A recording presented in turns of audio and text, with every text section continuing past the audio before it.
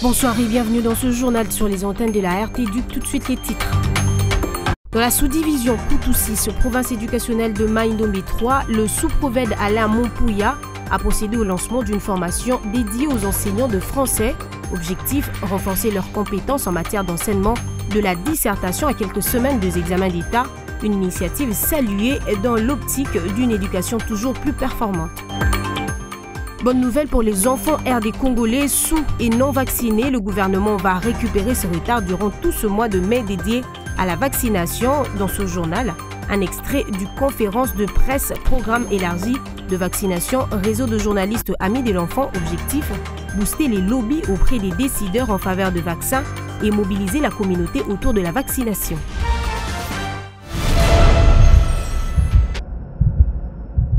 Ils ont répondu massivement à l'appel du savoir. Venus de 4 coins de la sous-division Koutou-6, ces enseignants de français ont pris part au lancement officiel d'une formation sur les nouvelles pratiques d'enseignement de la dissertation.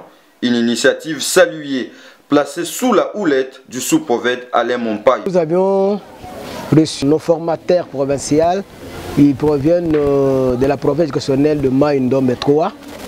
Notre inspecteur principal provincial avait organisé ces assises de formation à travers toutes nos sous-divisions pour renforcer la capacité de nos enseignants de français en APC, après par compétences, et renforcer la capacité de nos enseignants pour le cours de dissertation. Un moment d'échange enrichissant, apprécié par le participant qui n'ont pas caché leur satisfaction face à cette opportunité de renforcement des capacités. Je vois la présence du numéro 1 de notre sous-division, le sous-prophète, le représentant du ministre, qui chaque fois dans de pareilles occasions de cérémonies officielles, nous les invitons toujours à prendre part.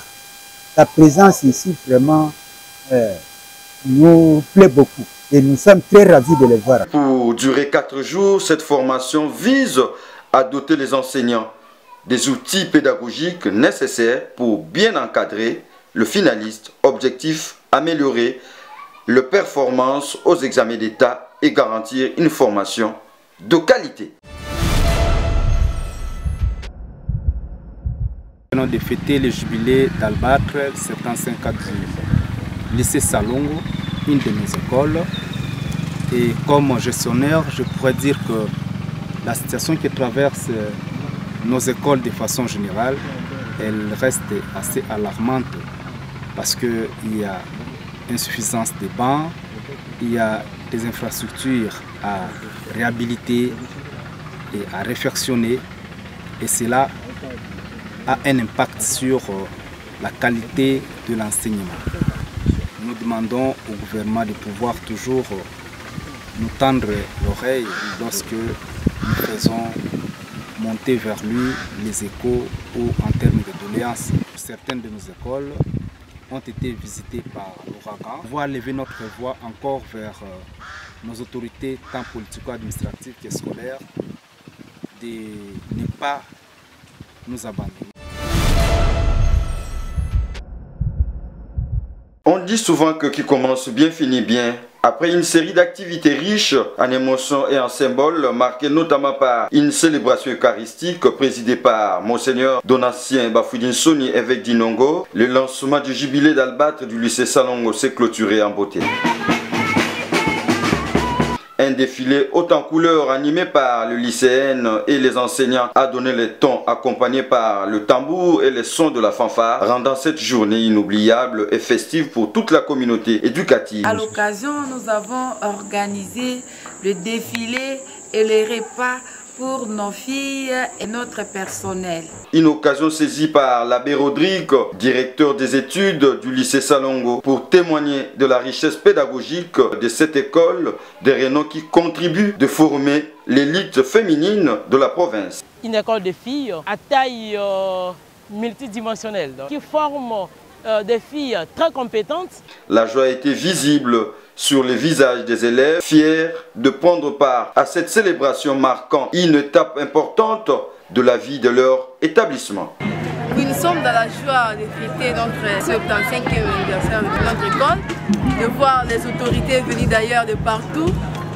remercions infiniment et puis nous remercions notre chef d'établissement, la sœur Pélagie, qui a organisé tout ceci et ses collaborateurs. Il convient de rappeler que les activités du jubilé d'Albâtre ont été officiellement lancées le 26 avril 2025 par la coupure du ruban symbolique par Monseigneur Donatien Bafouidine Soni. La clôture finale, quant à elle, est prévue pour le mois de décembre 2025.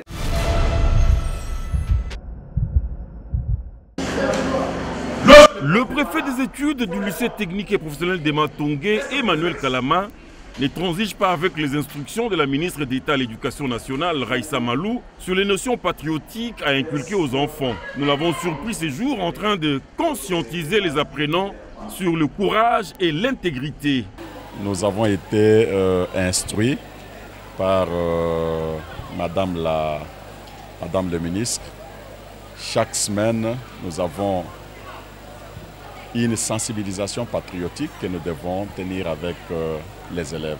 C'est dans ce cadre-là que j'étais en train de sensibiliser les élèves de l'après-midi, de 7e et 8e.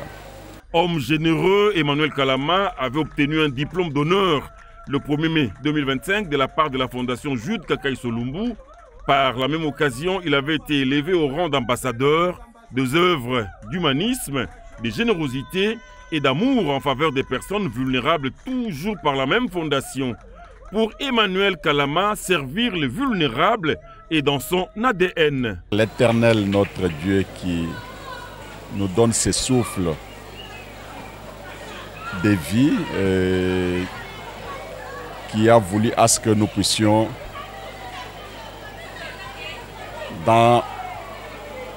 avec le moyen que nous avons, soutenir les vulnérables. Ça, c'est ma vocation première, soutenir des personnes vulnérables à quelque niveau qu'ils se retrouvent. Il faut rappeler qu'Emmanuel Kalama a bénéficié de tous ces honneurs à l'issue de la marche des santé organisée le 1er mai 2025 par la Fondation Jude Nkakai Solumbu, marche au cours de laquelle il avait pris part.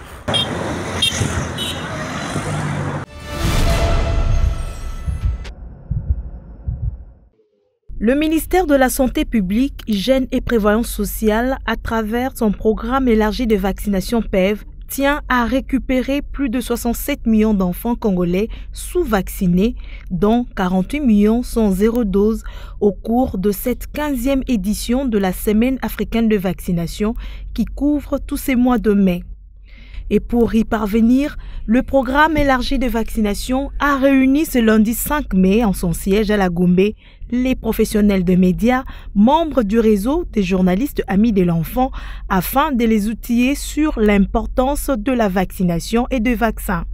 Aussi, mettre un accent sur le plaidoyer et la communication auprès de la population et des décideurs politiques en faveur de vaccins.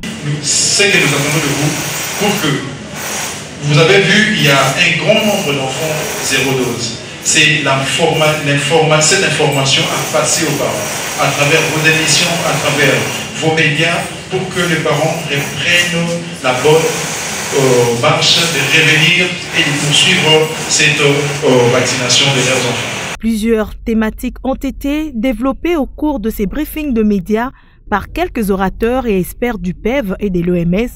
Par ailleurs, le PEV a invité tous les parents à faire vacciner leurs enfants durant cette période de la Semaine africaine de vaccination.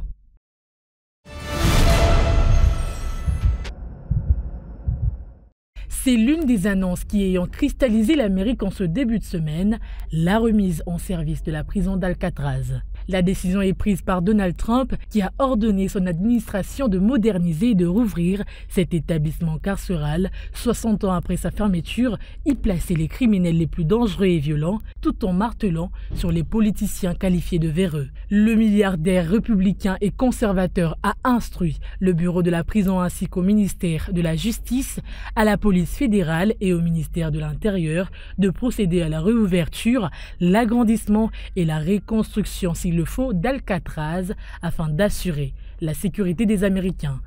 Avec cette dernière annonce qui est considérée comme symbole de la loi, le président américain franchit une nouvelle étape dans la lutte contre la criminalité, un des éléments clés de son second mandat à la Maison-Blanche.